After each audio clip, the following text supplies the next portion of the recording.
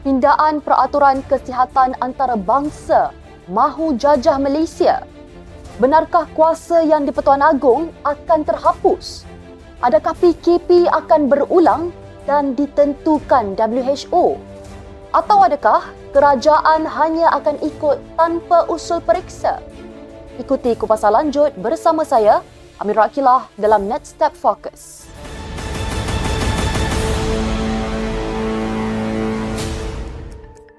Sejak beberapa minggu lalu, kecoh di media-media sosial dengan pelbagai video dan penulisan dari pelbagai pihak yang membangkitkan kebimbangan bahawa Malaysia bakal kehilangan kedaulatannya apabila meratifikasi Treaty Pandemic Perjanjian Konvensyen Pertubuhan Kesihatan Sedunia dan pindaan peraturan kesihatan antarabangsa atau dikenali sebagai IHR 2005.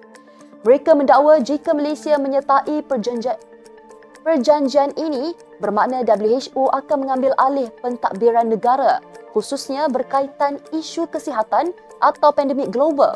Ini termasuk hak mengisytiharkan pelaksanaan perintah berkurung seperti Perintah Kawalan Pergerakan yang pernah dilaksanakan sebelum ini tanpa perlu merujuk kepada kerajaan Malaysia.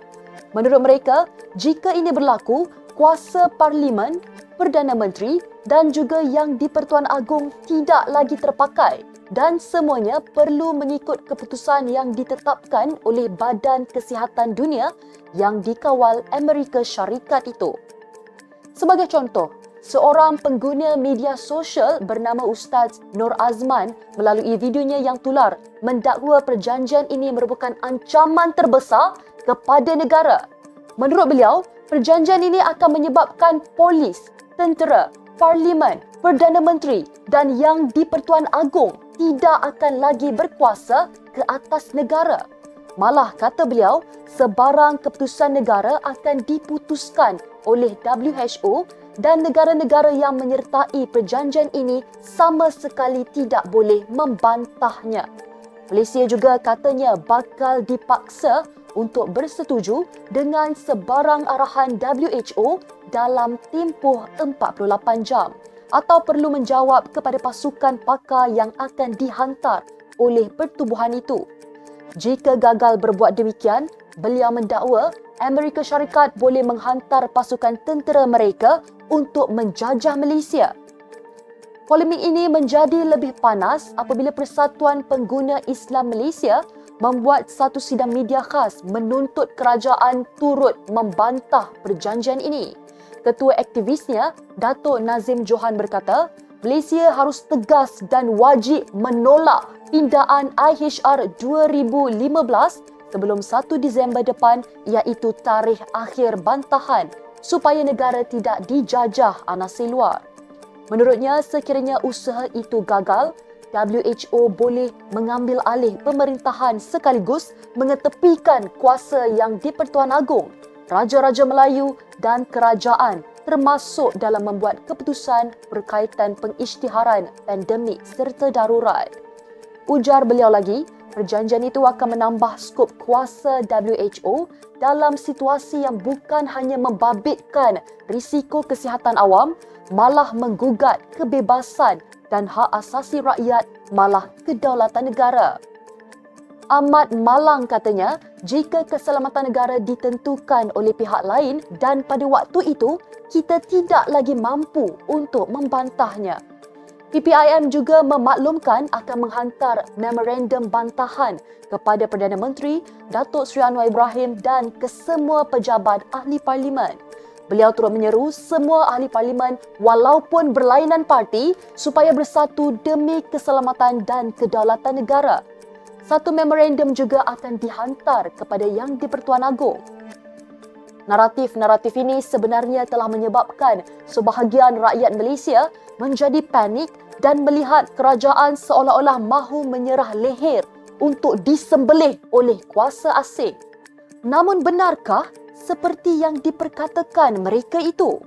Menurut satu artikel ditulis Dan Ske yang disiarkan di Patriots Asia, beliau menjelaskan IHR atau WHO CA+ adalah diperlukan bagi memastikan seluruh dunia berupaya menghalang sebarang wabak akan datang. Ini bermaksudnya negara yang terikat dengan IHR ini akan dilindungi dari ancaman wabak antarabangsa dan mestikan rakyat negara selamat dari ancaman macam itu.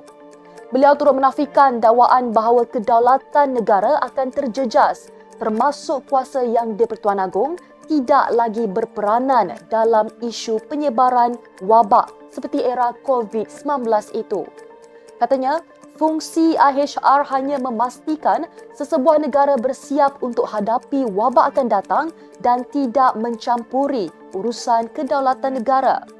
Beliau juga optimis bahawa tidak mudah bagi sesebuah kerajaan untuk menerima sesuatu perjanjian yang akan menggadai kedaulatan negara. Kerajaan juga ujarnya mempunyai barisan penasihat pakar dalam pelbagai bidang untuk meneliti dan mengemukakan bantahan dalam tempoh yang diberikan. Sebenarnya, isu ini bukan baru, malah mula timbul pada Mei tahun lalu, iaitu ketika Khairi Jamaluddin Abu Bakar menjadi Menteri Kesihatan. Beliau ketika itu telah pun menegaskan pendirian Kerajaan Malaysia, Perhimpunan Kesihatan Sedunia ke-75 di Geneva, bahawa sebarang pindaan ke atas peraturan kesihatan antarabangsa wajar menghormati kedaulatan sesebuah negara. Beliau turut menyatakan bahawa Malaysia mendesak agar pindaan itu lebih bersifat jujur dan tuntas, terutama isu melibatkan kepentingan maklumat kesihatan awam. Perkara sama turut dinyatakan Ketua Pengarah Kesihatan Datuk Dr. Muhammad Razi Abu Hassan bahawa kedaulatan, keadilan dan ketelusan antara prinsip asas Malaysia di dalam setiap perundingan antarabangsa. Ujar Dr. Muhammad Razi, Kementerian Kesihatan sebagai penyelaras kedua-dua rundingan itu telah mengadakan sisi libat urus dengan pelbagai kementerian dan agensi berkaitan termasuk Jabatan Peguam Negara.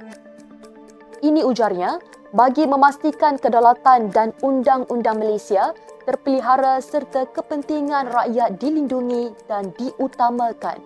Kata beliau lagi, metodologi rundingan yang sistematik dan komprehensif memberi peluang untuk setiap negara menyuarakan pandangan dan pendirian masing-masing. Pendirian Malaysia ujarnya adalah jelas bertujuan bagi menjaga kepentingan kesihatan awam selaras dengan undang-undang dan kedaulatan negara dalam setiap sesi rundingan.